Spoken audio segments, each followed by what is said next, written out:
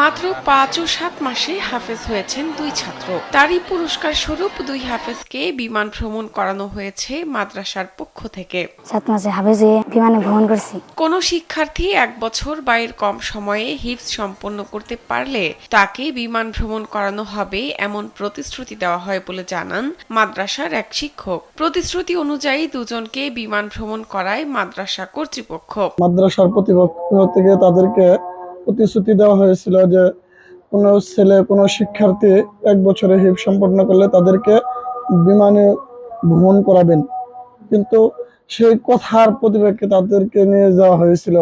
আমরা তাদেরকে বিমানে ভ্রমণ করেছি। কাম অন ব্রো, এসব অনেক কিছু আসবে আর যাবে, এক্সপার্ট কিন্তু থেকেই যাবে।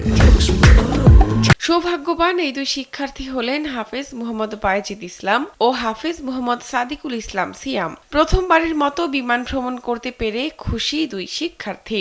ধন্যবাদ জানান মাদ্রাসা কর্তৃপক্ষকে। আগে আকাশ থেকে বিমান দেখতাম, আমি বিমানে ভ্রমণ করেছি, আমার খুব ভালো লাগছে।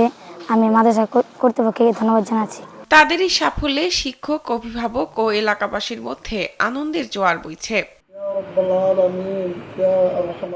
টাঙ্গাইলের গোপালপুর পৌর শহর এলাকার শামসুদ্দিন শামসুন্নাহার বায়তুল উলুম মাদ্রাসার এই ২ শিক্ষার্থীকে শাহজালাল আন্তর্জাতিক বিমানবন্দর থেকে বিমানে উড়িয়ে সিলেট নিয়ে যাওয়া হয়। সেখানে হযরত শাহজালাল রাদিয়াল্লাহু আনহু এর মাজার জিয়ারত ও জাফলং সহ সিলেটের দর্শনীয় স্থান ঘুরিয়ে আনা হয়। এ ধরনের উদ্যোগকে ব্যতিক্রমী ও অনুপ্রেরণামূলক বলে মনে করছেন এলাকাবাসী। তারা মনে করেন এ ধরনের উদ্যোগ শিশুদের কোরআন শিখতে আরও বেশি উদ্বুদ্ধ করবে। শাহনাজ পারভীন, কালবেলা।